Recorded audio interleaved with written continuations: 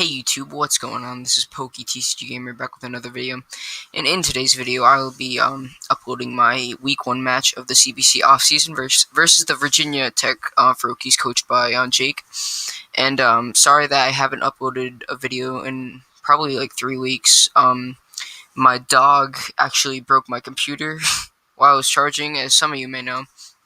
And this Christmas my brother actually got a new laptop. And there's a reason why I didn't, but anyways, I am able to use this laptop for recording videos now, which is nice. And I also did get a new mic. I don't know if it's noticeable or not, but I guess we'll see. But we are gonna be going over the match. But first, before I go into the team, I do want to just go over the both of our teams and what we could have and stuff like that. So let me just go down to my division. I'm in the Cuba division, I guess. I didn't know those were the names of the divisions actually, but so my team is Kieran Black, Excadrill, Tentacruel, Alakazam, Glissapod, Alone Muck, Goldlurk, Keldeo, Toxicroak, Escavalier, and Mega Gyarados. So I know I have not uploaded a draft analysis yet of this, but yeah, I have not uploaded a draft analysis yet. But I will be doing that shortly. It's gonna be in between my weeks 1-2 matches, so stay tuned for that. And this is the team that he can bring: Manaphy, Weavile, Superior, Metagross, Nihilego, Gliscor, Hitmonlee, Galvantula, Hoopa, and Emboar, and then Mega Altaria. So his team is very threatening, and it was very threatening to prep for. But I do have some ways to work around his threats, like Manaphy and Weavile and Mega Altaria, a huge threat right there. But let's just get into the team. So we have our Alolan Muck starting off this team with the Assault Vest, Poison Touch, with the Pursuit, Poison Jab, Knockoff, and Shadow Sneak. I know this is basically the standard OU, or what is right now the Pokebank OU for Sun and Moon. This is basically the standard set, but it works pretty well versus his team. It can take any. I'm pretty sure it can even take a. I don't think it can take a +3 Z move for Manaphy, but it can take +3 Scald or Surf for Manaphy. It can take anything from Superior and possibly Pursuit and maybe Poison it. It can take anything from Nihilego, pretty much. It can switch in a few times to that. It can take anything from like even a Life Orb Galvantula, and lastly, it can Pursuit the Hoopa C, which is very nice. And at full, I can take 1+1 Earthquake and Poison Jab and Mega Altaria, but it's not going to come down to that with this Muck, because I definitely want to preserve it for things like the Superior. So yeah, this is the first mon that I brought. And next up we have our Kieran Black, which is a Choice Scarf mixed attacker with Ice Beam, Dragon Claw, Fusion Bolt, and Earth Power. Now the main thing behind this is well, the EVs basically the EVs on this basically maximize my attack and maximize my all-around bulk with max HP. So with this we have max attack, 252 adamant, or no, lonely minus defense, so I can do the most damage as possible to a Manaphy. And if he has like Z Rain Dance, then we're in a bit of trouble. Like Z Rain Dance, Tail Glow with Dazzling Gleam, that's a very real threat. And if you look at my team, just Tail Glow 3 attacks, and if it goes Tail Glow with Surf, Dazzling Gleam, and what was the other move that it needs? I think Psychic. Surf, Dazzling Gleam, Psychic looks like the right coverage. Yeah, if it just brings those 3 moves, it just destroys my team. So I need some kind of offensive check. And Kieran Black does that. It does that. It does not OHKO with a Fusion Bolt, but it does it a lot. And it can live any hit if it does not have Dazzling Gleam. The speed is so I can guaranteed outspeed a +1 Mega Altaria and do a lot of damage with the Ice Beam. And basically, I had 20 extra EVs, and that's where I put it into special attack. And I decided to go minus defense because of Manaphy, and if I want to check it, I want to at least have not minus but F. Next, because Weavile is such a threat, we have a more physically defensive, speedy Keldeo with Secret Sword, Scald, Rest, and Sleep Talk. Now, this is basically here just for the Weavile, but I can also take hits from Metagross if it does not have Zen Headbutt or something like that, and get off a Scald, possibly burn it. The speed, the 330 speed, I'm pretty sure.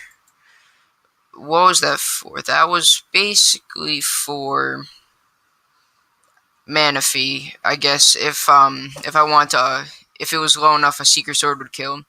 And actually, in hindsight, I should have made it so I outsped Nihilego, which hits 331 or 333, I think. But it didn't end up mattering because I don't think he brung Nihilego. I'm almost sure. But yeah, basically this checks Keldeo rest talk to keep ourselves healthy, and then leftovers for longevity, even though it's gonna get knocked off, but that's okay. Next mon we have is our rocker this week. 49er, the Excadrill with leftovers. Stealth Rocks, Rapidson, Earthquake, and Ironhead. Now this thing basically, this is here for it can check ish the Metagross. If the Metagross does not have EQ, we can actually take anything it wants to go for, or Hammer. And EQ does a lot to that. It basically it's here for Nihilego, as that does a lot to my team. I don't have the best switches. Muck can kind of take hits, but it can't take a Life Orb Power Gem too well, and it definitely can't take multiple of those. This is also here for spinning webs away, as this wall is Galvantula as well. The speed basically was the speed. I hit 240, which allows me to outspeed Adam and Metagross. And I probably should have invested enough for EQ to kill, but it's fine for now. The battle already happened, obviously, but next we have Houdini with the Focus Sash, Psychic, Shadow Ball, Focus Blast, and Hidden Power Ice. Now, Focus Sash, obviously, I wanted to go Life Orb because look at this man's switches. He literally does not have anything to take that coverage, especially since I have HPS for that Gliscor. So a Spadef can take 2 Psychics in this Roost, but it cannot take a Psychic into HPS, which is why I went Focus Blast instead of like HP fighting and then a different coverage to move over HPS. And with the Sash, I check Weavile 70% of the time if I can hit Focus Miss. And the Sash allows me not to be Pursuit Trapped, which is nice. And basically, it can check a lot of his team. It can check Manaphy if weakened, Superior if weakened, Metagross if weakened. Basically, the story is if I can weaken a lot of his team, then this do a lot of work in revenge killing.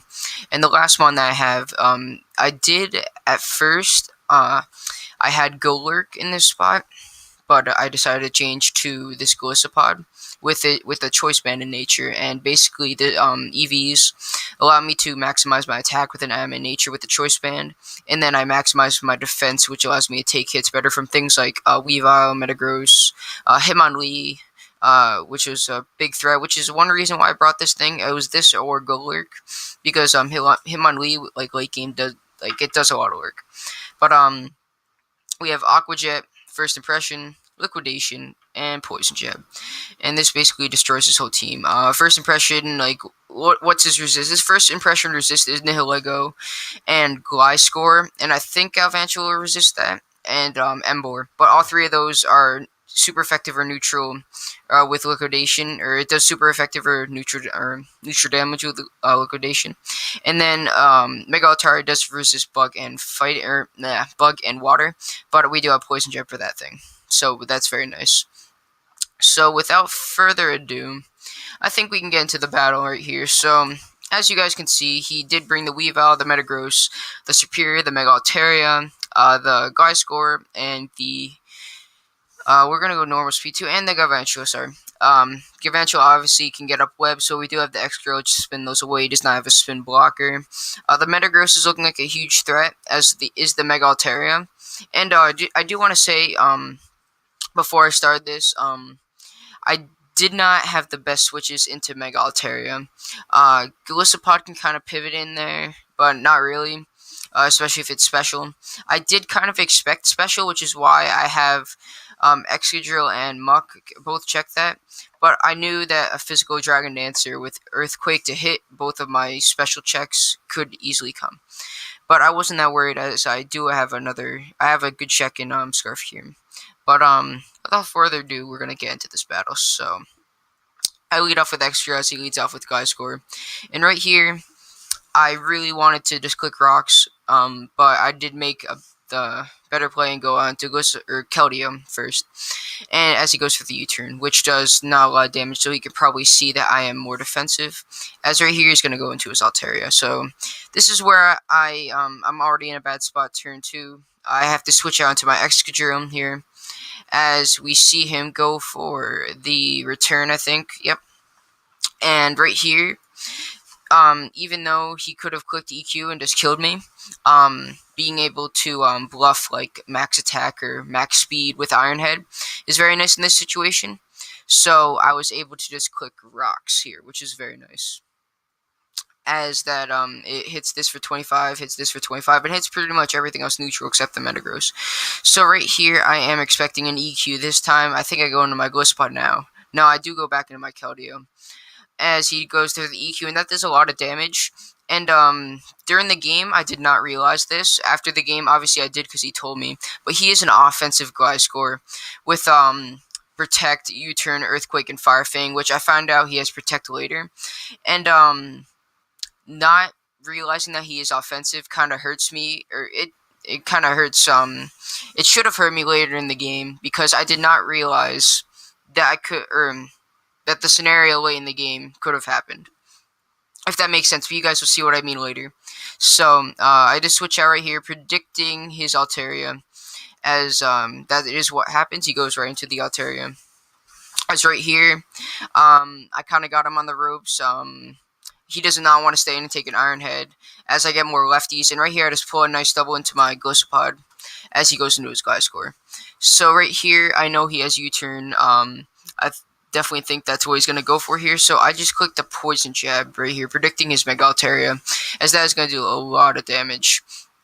As he does U-turn into the Mega Altaria, and we get off a Poison Jab, and we get the Poison. Very nice, bring this Mega Altaria down to 2.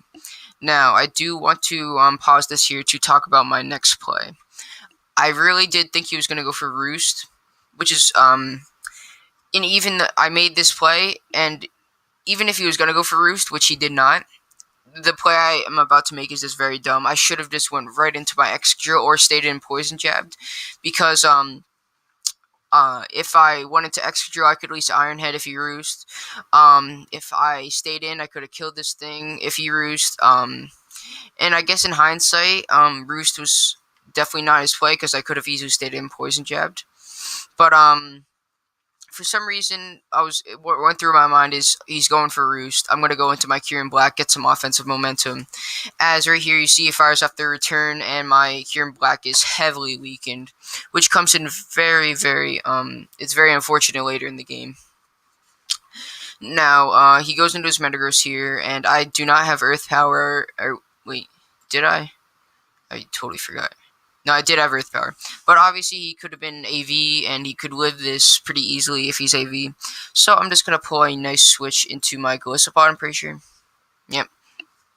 As he goes for the Bullet Punch. But right here, I just click Liquidation, but he does reveal the Thunder Punch. So now I'm in a pretty bad spot, as I don't have much that can kill this thing right now. As I do just go into my Excadrill. As if he does have EQ right here, he's going to kill me. But I don't really need this, except Galvantula is still kind of a threat. Later it could get up some webs, but I do decide that this is my best way to weaken this Metagross as much as possible, as I get off the EQ and do a lot of damage. If I was invested just a little bit, I would have just killed this thing, which I should have done. But hindsight 2020. So right here, we just go into this as we can just revenge kill the Metagross, as BP is not going to do anything. So we Scald, we kill that, as now he's going to go into his Superior. And right here, he makes a very good double into his Gliscor, predicting my Muck. As right here, oops, sorry, I did not mean to skip a turn. I'm just going to go to the last one. So he just made the very nice double into Gliscor, predicting my Muck.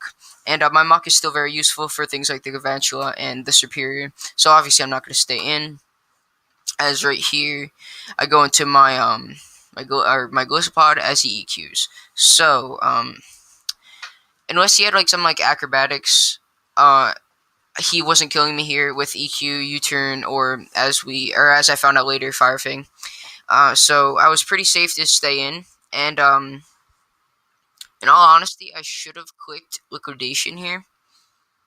I don't think there was much drawback. I actually forgot why I clicked Aqua Jet in the game. I think it was so I could 2-hit KO this and then hit anything else that wanted to come in after I killed this. But obviously he was not going to let this die. So he U-turns here, goes into a Superior. And I'm just going to stay in an Aqua Jet, honestly. Because I probably should have switched this out. but because this was nice later for the guy score, but I really thought a double was coming into something like his guy score again. So I did not go hard into Muck, as he does miss the Leaf Storm, and once he missed that, I should have taken the opportunity to go right into my Muck. But I do not, as I just Aqua Jet again, as he does land, or he does go for Giga Drain here. And pretty unfortunate though that I did lose my Muck. Now I'm gonna go into my Houdini, and I'm just gonna Psychic here. And pretty much the scenario here is if I land Focus Blast, I win the game. And in this scenario, HP fighting would have been so nice because that Gliscor is already in Psychic range. But if the Gliscor wasn't weak in HP Ice, it was still very nice in the prep. But basically, if I land this Focus Blast, I win the game unless he Scarf Galvantula. So we're gonna see right here. He goes for the Pursuit. I do have my Sash, and Focus Miss goes off, and we do miss. Very unfortunate, because we would have some things happen later in the game that he questions. But if I landed that Focus Blast, I just won the game straight up, because we find out he is Life Orb Galvantula in a little bit, and the Gliscor is already in range of everything, or my Psychic or my HPS. So we die right there. So now I can only go into my Keldeo, and I'm gonna fire off a Secret Sword as he Icicle crashes, and we fire off the Secret Sword and get a kill. So our defensive Keldeo actually has 2 kills in this game, which is pretty nice. And our Ghost Spot has 1, and our who killed the our Alakazam has 1. So Alakazam could have had 4 kills, but Focus Miss said no. So right here he goes into his Galvantula, and I thought a good amount about this play, but I ended up going to my Muck. Now, if I thought about my Kyurem a lot, because if I went to my Kyurem, I could have Ice Beamed his last 2 members and won the game, because I'm Scarf. Or actually, Ice Beam did not kill this, but he could not kill me with any 2 moves, and he would have to pair me with a Thunder. So we do go in our Muck. He does reveal the Life Orb here, and this is right here. This is where I should have went into my Kyurem, predicting his webs. Now, webs are really obvious here, because I didn't know this, but because I didn't bother to calc if he was offensive Gliscor, but he knew that if he got up webs, he had a chance to win with his Gliscor, because it's max speed and would kill my Kyurem. And because my Kyurem took their return earlier in the game, it could not live anything from that Gliscor. So I should have went hard into my Kyurem here. I did not. I just clicked the knockoff, as that would have killed the Gliscor if he switched into that. As now I'm kind of in a spot, as right here I potentially made a misplay. Now, I thought that Roost was the obvious play, but as he reveals, he goes for the Protect here. Now, if he Earthquaked right there, he 100% won the game. There's no doubt about that. But I really thought that Roost was his play there. And if he did Roost, I would have been able to rest and Sleep Talk and do a bunch of other stuff versus this thing. Or to Scald. But he does reveal the Protect here, as now I'm just going to win the game with Scald. But if he did Earthquake, I did definitely lose the game, because this is my only thing that could take 1 hit from it. And if he Earthquaked and then outsped me, he definitely would have won the game. So definitely, I talked to him after the game. We discussed, we did some theory modeling. But all I could say is really, I said this a couple times today, but hindsight is 2020.